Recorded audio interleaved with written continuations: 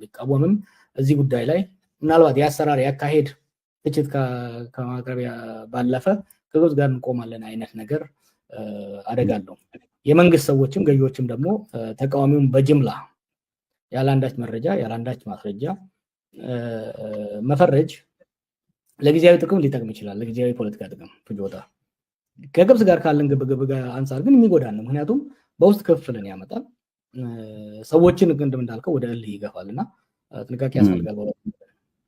በጣም ጥሩ። እንዳው ያላሰበውን ሁሉ ያሳስባሉ በግድና መጠንቀቅ ያስፈልጋል። በዚሁ ወደ ሌላኛው አጀንዳ እንሻገር። ጥሩ ሽግግር ነው የሚሆነውና ሰሞኑን እንግዲህ በግራ በቀኝም አንተ አልነበርክም ግን ሚዲያ ሞኒተር ሳረግ ነው የነበረውና ከህዳሴ ግድብ ከተመረቀ ጊዜ ጀምሮ ከዋዜማው እስከዚች እለት ድረስ ደቂቃ ድረስ አንዳንድ ነገሮችን አይቻለሁ። ግን በዋናነት የፕሮፓጋንዳ ማሽን የሆኑት የመንግስት ሚዲያዎችና ፕላስ አውትሶርስ ያደረጋቸው ስለምታውቁ አውትሶርስ አድርጎም የሚያሰራቸው አውትሌቶች አሉ።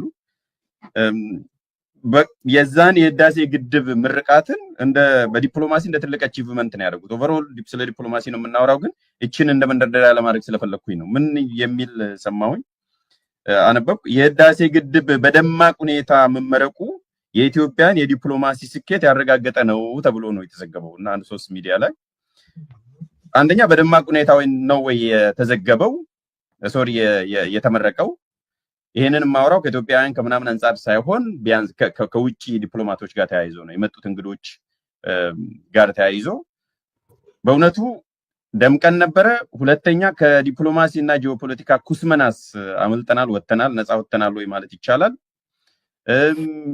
የኢትዮጵያ ወዳጆችስ ቢያንስ የጠቅላይ ሚኒስትሩ ወዳጆች የሚባሉ ሰዎች ተገኝተዋል ወይ? ለምሳሌ የዩኤዩ ሰውዬ ማክሮን የተጠበቁ ማለት ቅርብ ወዳጆች የተባሉ ሰዎች ሌላ ጊዜ እጅ ተጨባብጠው የሚመጡ ሰዎች የት ነበሩ? ኤምባሲዎችም መግለጫ ሲሰጡ አላየሁም። አሜሪካ እንኳን አደረሳችሁ ትላንትና ብላለች፣ ግን ለህዳሴ ግድብ ምንም አላል። ምሳሌ ነው የምሰጠው፣ ሌሎቹም አላየሁም። እና ይሄንን ስናይ ኮንቴክስት ለመስጠት ነው ከኩስመና የወጣን የዲፕሎማሲ ስኬትን ያሳያል ወይ የሚለው ጥያቄ ከአንተ አንፃር እንዴት ነው የሚታየው? አንተ የዲፕሎማሲ ኩስመና የሚል ርዕስ ሰጥተው አስቀምጣ ላይ አይቼዋለሁ እና እንዴት ነው የምታየው? ምን ማለት ነው ኩስመና ስትለው? በሁለት ከፍለን ነው። አንዱ ከመነሻው አስተምሽኑ እሳቤው የተሳሳተ ነበረ። በዚህ ግድብ የዲፕሎማሲ የበላይነት እናገኛለን ብሎ ጠቅላይ ሚኒስትሩ እስከ ዩሮፕ ሄዶ እነ ሬድዋን እስከ አሜሪካ ሄደው ኤምባሲዎች በሙሉ እንዲጋብዙ እንዲማጸኑ ከፍተኛ ሙከራ የተደረገው it was a mistake። ምክንያቱም አሁንም ወደ ኋላ እንመለስና በገዢው ፓርቲ ውስጥ በዚህ ያው ግድቡን ትልቅ የፕሮፓጋንዳ ፍጆታ መጠቀም ስለፈለገ የፕሮፓጋንዳ ፍጆታ ደግሞ ከውጪ ጋር ካልተያያዘ አያዋጣም ብሎ ስላሰበ በቃ ብዙ ሀገር መሪዎች ይገኙበታል። ከ50 ሀገር በላይ መሪዎች ይገኙበታል። እነ ፑቲን እነ ሺ እነ ማክሮን ይመጣሉ የሚል የተሳሳተ ግምት እንዲሰጠው አደረገ። ብዙ ቦታዎች ተዘጋጅተው ተደረገ።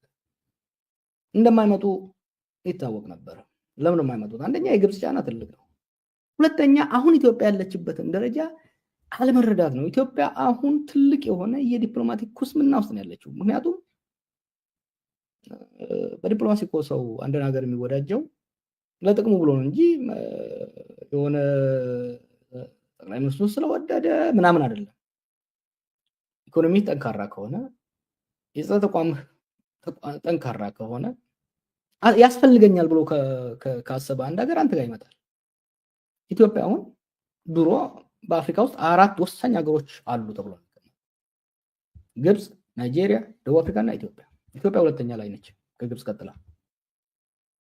አንዳንዴ ደቡብ አፍሪካ ነች በኢኮኖሚ ጠንከር ስለምትል የምትደራደረን። ዛሬ 4 ውስጥ የለንም። ኬንያ ተክታናለች ነው። ይሄንን አለመረዳት ነው ለዛ መዋረድ ያደረሳቸው እና መሆን የነበረበት ግድቡ የኛም በእኛ ስለሆነ ሴሌብሬሽኑም ድግሱም ትዕይንቱም መሆን የነበረበት የሀገራችንን ህዝቦች ባህላዊ መሪዎቻችንን፣ የሃይማኖት መሪዎቻችንን፣ ሳይንቲስቶቻችንን፣ ዲፕሎማቶቻችንን ማዕከል ያደረገ እኛን ማዕከል ያደረገ ኢትዮጵያና ኢትዮጵያኖችን ማዕከል ያደረገ መሆን ነበረበት።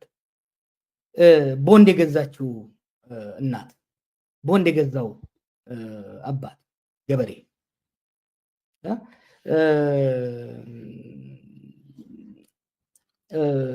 ድንጋይ ተሸክሞ የገነባው የቀን ሰራተኛ፣ ዲዛይኑን ያወጣውና እዛ በራሱ ቆሞ የሰራው ኢንጂነር ማዕከል መሆን የነበረበት የትርክቱ ግድቡ የተሰራበት ትርክት የሚመረቅበት ትርክት ጋር ተመጋጋቢና ተደጋጋፊ መሆን ነበረበት። የተሰራ ነው የኛን በእኛ በሚል የሰራው ሲመረቅም ፈክተው ወጥተው መታየት የነበረባቸው መመረቅ የነበረባቸው የኢትዮጵያ ህዝቦች ናቸው። ፈረንጅን ሎቢ ለማድረግ ማዕት ገንዘብ ነው ያወጡት እና ሌላ ይቅርና የነፍስ አባት የሆነችው የነፍስ አባት የሆነው የኤሚሬቱ መሪ አልመጣም። ይሄ ምን ያህል አንደኛ ለዲፕሎማሲ አብይና አካባቢ ያሉ ሰዎች ለዲፕሎማሲ ያላቸው ይንታ በጣም የወረደ መሆኑን የሚያሳይ ነው። ያለንበትንም የዲፕሎማሲ ውድቀት አለመረዳት ነውና ከዚህ ለመውጣት ደግሞ ቀላል አይሆንም። ምራጋችን አዲስ አበባ ውስጥ ያለ አንድ ኤምባሲ እኮ የኮንግራቹሌሽን አላለም። አይሀቭን ሲን ኤኒ ምን ይሆን ምክንያታቸው? በጣም ነው የገረመኝ እኔምና በጣም ነው የደነቀኝ፣ በጣም ነው የገረመኝ፣ በጣም ነው የደነገጥኩት። ምን ይሆን ምክንያታቸው ስገምት ማለት ነው ስላልተናገሩ ዝም ምን ያሉት? አንደኛ ኦፍ ኮርስ የግብፅን ማስቀየም አይፈልጉም። ግን እኛ ጠንካራ ብንሆን እርግጠኛ ነኝ ውጭ ጉዳይ ሚኒስትራቸውን ወይም ደግሞ ፕሬዝዳንታቸውን ባይልኩ የሆነ ሚድ ሌቭል ማዕከለኛ ደረጃ ላይ ያለ ባለስልጣን ይልካሉ። ቢያንስ ደግሞ አምባሳደሮቻቸው እንዲገኙ ያደርጉ ነበር። አንድ ባለስልጣን ስለተባረረ መግለጫ ያወጣው የአሜሪካ ኤምባሲ በዚህ ላይ እንኳን ደስ አላችሁ አላለም እና ኢትዮጵያ በአብይ ስር ያላት ዓለም አቀፋዊ ዋጋ the value they attach to Ethiopia has gone so down እና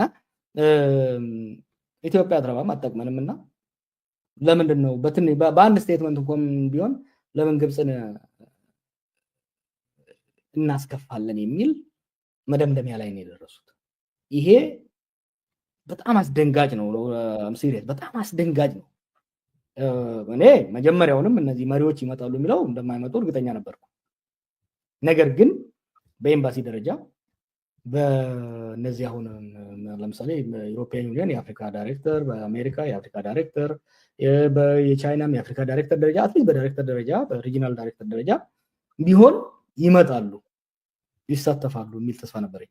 ያን እንኳን አለማድረጋቸው በኤምባሲ ደረጃ ራሱ ዝም ማለታቸው የሚያሳይ በጣም በጣም በዓለም አቀፍ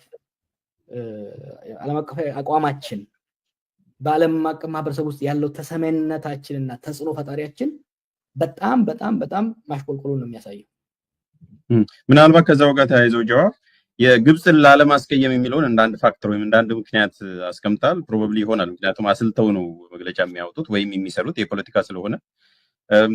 ግን በዋናነት እሱ ይመስላል። ምን ነው የእኛን ጉዳይ ነው ያስመረቅ ነው፣ የእኛን ግድብ ነው ያስመረቅ ነው። እንኳን እነሱ ግብጾችም ያውቁታል ኦልሬዲ ጎን ደንዲል ቢያንስ ከማስመረቅ ጋር ተያይዞ እና እሱ ዋና ምክንያት ሊሆን ይችላል። ምክንያቱም የራሳችንን ግድብ በማስመረቃችን እንኳን ደስ ያላችሁ ማለታቸው ግብፅን ማስቀየም እንዴት ይሆናል? ሙሉ በሙሉ ኦፍ ኮርስ ፖለቲካሊ ኢምፕሊኬሽን አለው። ሌሎች ምክንያቶች ከሆኑ ነው እንጂ ከሌሎች ምክንያቶች ጋር አያይዘ ነው። ዋናው ግን ይሄ ነው።